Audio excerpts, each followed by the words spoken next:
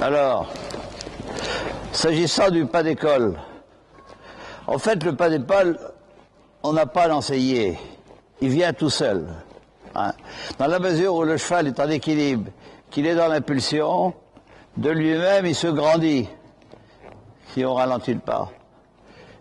Et si j'exagère l'accompagnement, à ce moment-là, faut lui donner le temps de poser l'antérieur gauche pour que l'antérieur droit se lève plus longtemps. Voilà, oui, doucement, voilà, bon. Mais là, j'ai mon dos tonique et mon assiette tonique. Si je relâche mon assiette et mon dos, voilà ce que ça donne. Si je durcis mon assiette et mon dos, voilà. Et il est bon de travailler les chevaux à des allures lentes comme ça. Parce que on agit sur les 4 membres au pas de façon distincte, avec plus de précision.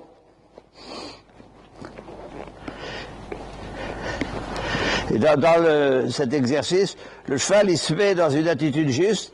L'attitude juste, c'est ce qui fait que les muscles fléchisseurs et releveurs de l'encolure sont en totale complémentarité. Il n'y en a pas un qui domine l'autre. Autrement, l'attitude n'est pas juste. Alors après, pour augmenter le geste des épaules, on peut faire la demi-volte renversée. Enfin, on envoie les hanches à l'extérieur, comme ça, voilà. Là, fatalement, là, je vais lui demander, hop, il a du mal, hein. Voilà, je vais lui demander, allez, là, l'antérieur droit, il va chevaucher vers l'antérieur gauche va chevaucher vers l'antérieur droit. Bon, il a du mal parce qu'il bascule sa nuque à droite, c'est pas nouveau. Vous voyez, il a eu un mouvement d'oreille parce que ça lui a demandé une flexion un peu douloureuse par rapport à ses raideurs. Je ne sais pas si elles sont naturelles ou artificielles. Oui, le pas, c'est vraiment la mère des allures. Ouais. C'est comme ça qu'on construit le calme chez le cheval et qu'on le met après facilement dans le mouvement en avant pour construire la musculature symétrique telle qu'elle nous est rappelée par le général Lott, calme en avant droit. Hein. Le cheval, il est réceptif que s'il est calme. De même qu'on ne peut pas écrire sur une feuille de papier s'il y a du vent. On met une punaise à chaque coin et après on peut écrire. Le cheval, il doit être réceptif, donc calme.